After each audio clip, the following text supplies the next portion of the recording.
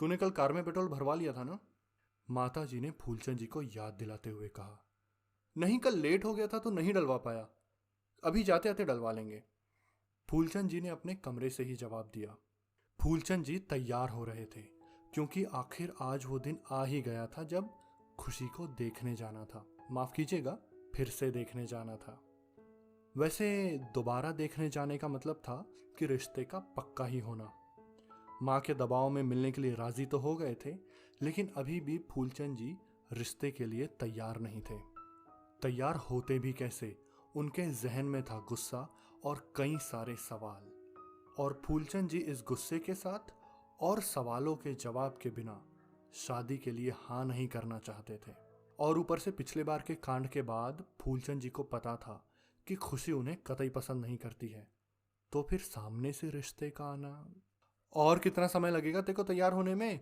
अच्छी लड़कियां तीसरी बार नहीं आती, माँ ने टोकते हुए कहा। हाँ, आ रहा हूं, फूलचंद जी ने जवाब दिया। माँ के टोकने ने उन्हें उनके ख्यालों से बाहर निकाला। लेकिन बीते दिनों एक चीज देखने लायक थी, वो ये कि फूलचंद जी बहुत कुछ मनन कर रहे थे। वो चीजों को बहुत से पहलुओं से देखने की कोशिश कर रहे थे। ये सब हुआ था जब से माँ ने बताया था कि खुशी को देखने जाना है। वो उसे लेकर अपने ही विचारों से लड़ रहे थे, वो अपने ही सोच से लड़ रहे थे। बचपन से जो सीखा था, जो देखा था, वो उससे लड़ रहे थे। और खुद से लड़ाई सबसे ज्यादा मुश्किल होती है। देखो पता है, नीलेश जी पहले भी उसकी बहुत तारीफ कर रहे थे, और इस बार तो नीलेश जी ने यहाँ तक कह दिया कि लड़की बहुत समझदार है और घर परिवार को लेकर चलने वाली है। हमें और क्या चाहिए? माँ ने चाबी का गुच्छा उठाते हुए कहा। अब तक फूलचंद जी भी अपने कमरे से बाहर आ चुके थे। उनके मुंह से अनायास ही निकल गया, हाँ, आपकी ये समझदार लड़की बाहर जॉब भी करती है, पता है ना? हाँ, तो शादी के बाद थोड़ी करेगी? पति और बच्चे की जिम्मेदारी लेगी या बस काम ही करते रहेगी? माँ ने ऐसे कहा जैसे ऐसे ही होने वाला हो। फूलचंद जी ने माँ की इस बात पर कुछ रिएक्ट नहीं किया था। चलो माँ, चले। फूलचंद जी अब तक अपने जूते पहन चुके थे। अरे तेरे चाचा जी को तो आने दे। चाचा जी से बात हो गई है मेरी, उन्हें स्कूल से ले चलना है। अच्छा, चलो अब लेट मत करो। इतना कहकर फूलचंद जी बाहर निकल गए। उनके पीछे पीछे माता जी भी बाहर आई। उन्होंने घर का मेन गेट लगाया और गाड़ी के पास आई। तब तक फूलचंद जी कार में बैठ चुके थे। तूने अपना लाइसेंस पकड़ा ना? माँ ने कार की पिछली सीट पर बैठते हुए याद दिलाया। फूलचंद जी ने हाँ में सर हिलाया और गाड़ी शुरू करके निकल गए।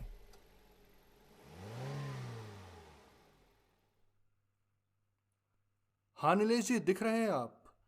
चाचा जी ने कानों से फोन लगाया हुआ था। गाड़ी के सामने वाली सीट पर बैठे चाचा जी सामने वाली खिड़की से अपना पूरा चेहरा बाहर निकाल चुके थे।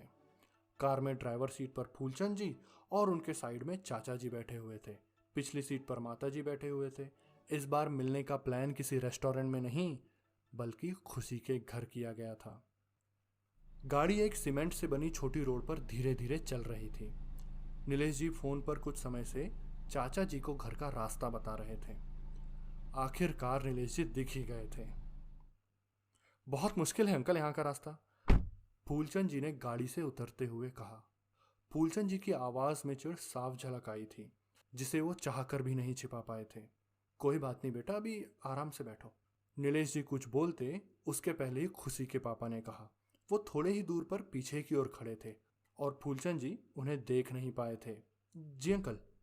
फूलचंद जी ने एक बार बाहर से पूरे घर को निहारा।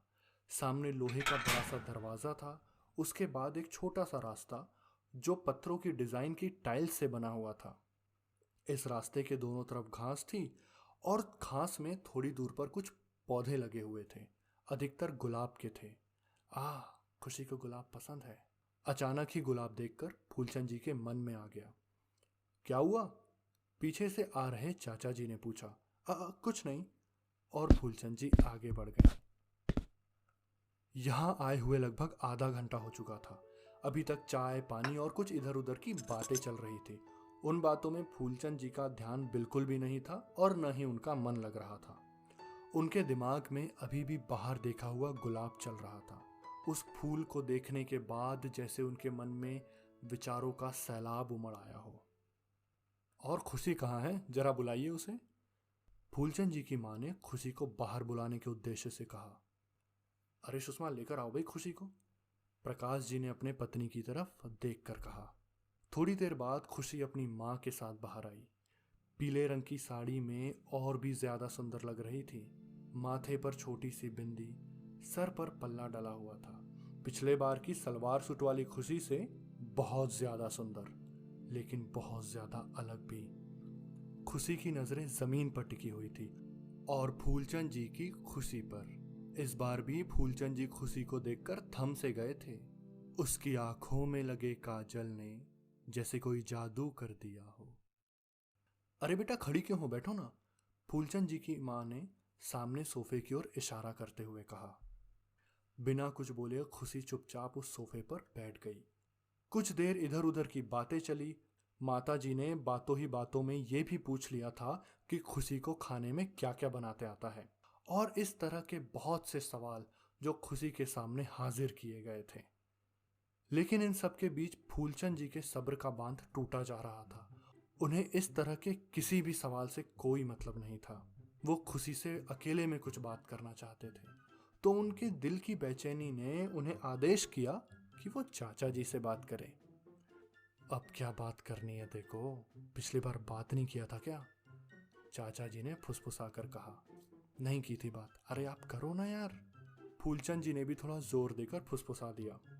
चाचा भतीजे में इतना तो चलता ही था, तेरा कुछ नहीं हो सकता। इस अंदाज के साथ चाचा जी ने धीरे से सर हिलाया और मौका देखकर कहा। अरे प्रकाश जी, बच्चे लोग कुछ बात करना चाहते हैं, एक काम करते हैं, इन्हें बात करने देते हैं।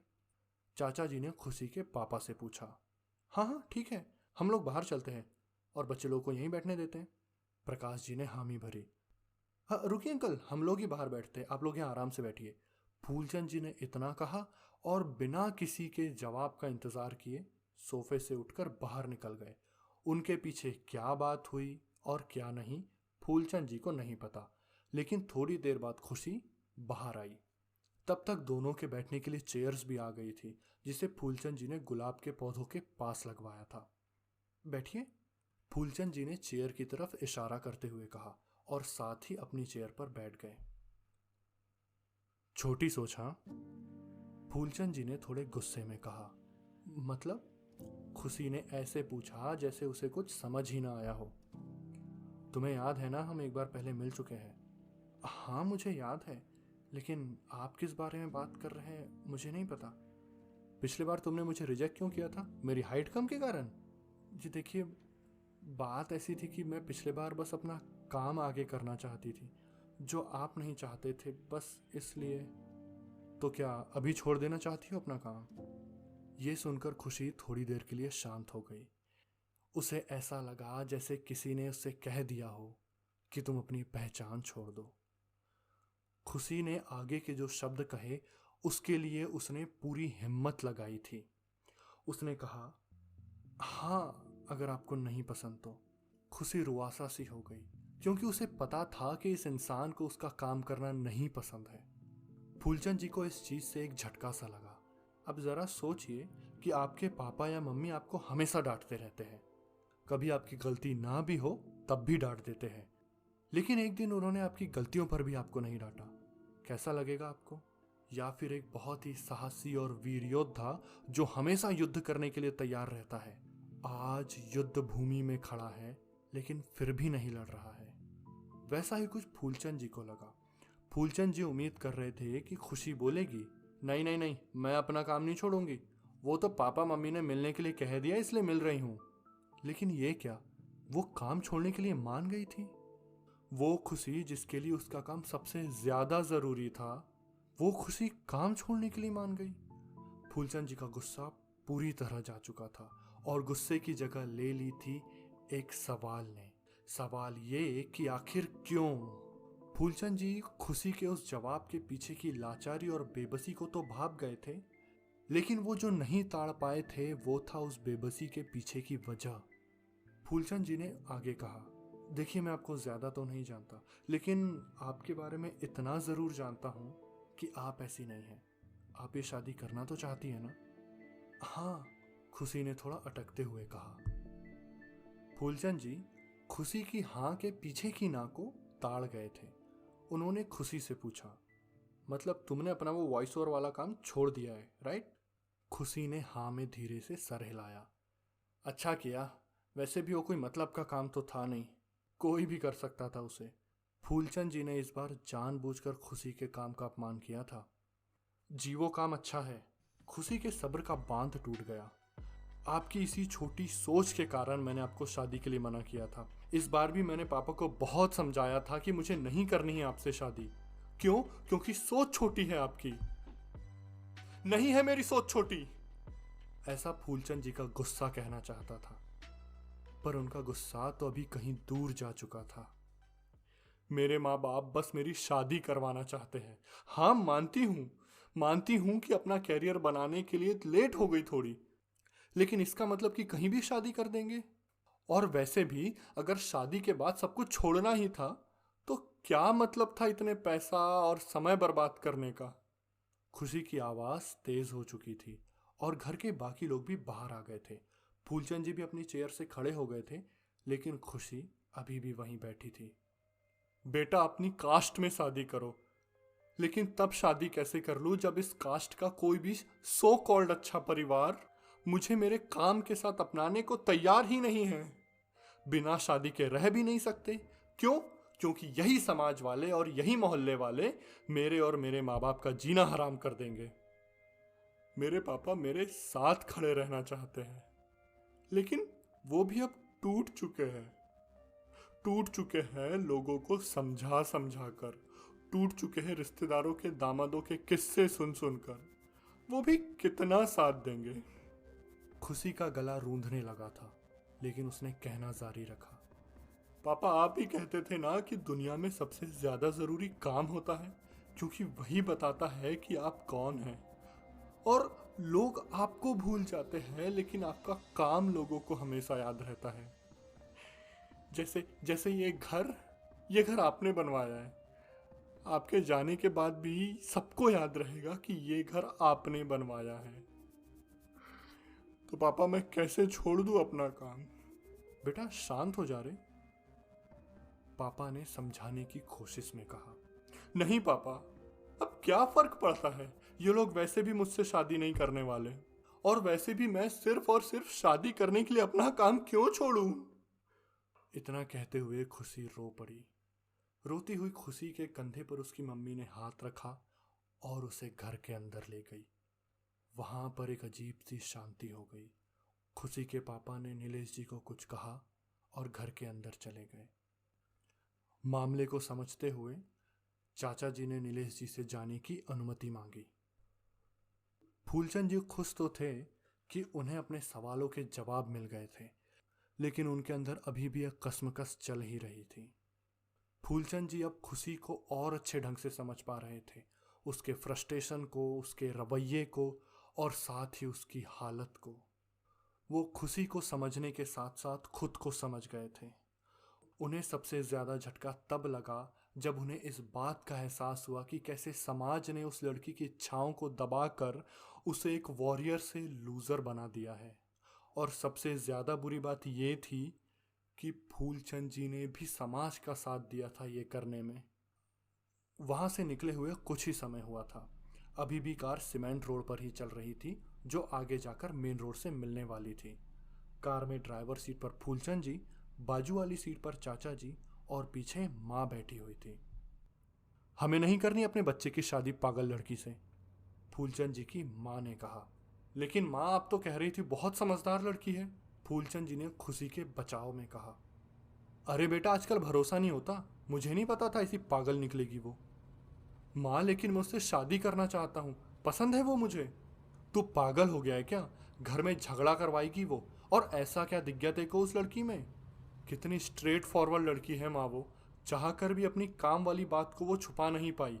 और आप क्या चाहती थी कि वो झूठ बोले और घर में आ जाए शादी करके, फिर कुड़ के जिए और मुझे भी परेशान करे? फूलचंद जी को अब गुस्सा आ गया था। देख वो सब मैं नहीं जानती, मुझे नहीं पसंद वो लड़की अब, बस। माँ पर मैंने नहीं बोला ना, बस। माँ की तेज आवाज ने जो फैसला किया था उस फैसले ने फूलचंद जी की आवाज़ और इच्छाएं दोनों दबा दी थी। माँ के इस फैसले के बाद गाड़ी में शांति हो चुकी थी। चाचा जी फूलचंद जी के गुस्से को भी जानते थे और वो ये भी जानते थे कि फूलचंद जी अपनी माँ के फैसले के खिलाफ नहीं जाएंगे। उन्होंने फूलचंद जी के कंधे पर हाथ रखा और देखते हैं क्या कर सकते हैं, इस बात का आंखों से इशारा किया। अब तक फूलचंद जी अपने परिवार के साथ घर पहुंच चुके थे। गाड़ी पार्किंग में लगाते हुए गाड़ी से उतरकर वो घर के सामने वाले आंगन में आ गए। फूलचंद जी अपने जूते उतारने के लिए एक चेयर पर बैठ गए। चाचा जी पास ही चेयर पर बैठे और माता जी भी वहीं खड़े थे।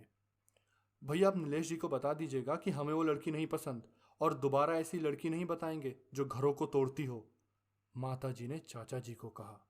यह सुनकर चाचा जी ने फूलचंद जी की ओर देखा, जो अभी चाचा जी को ही देख रहे थे।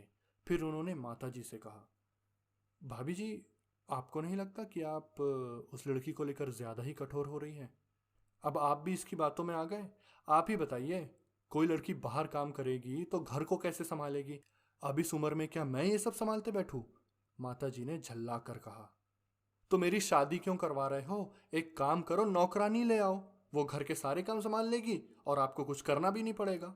फूलचंद जी बीच में ही गुस्से में बोल पड़े, अरे तू चुप रहे ना यार।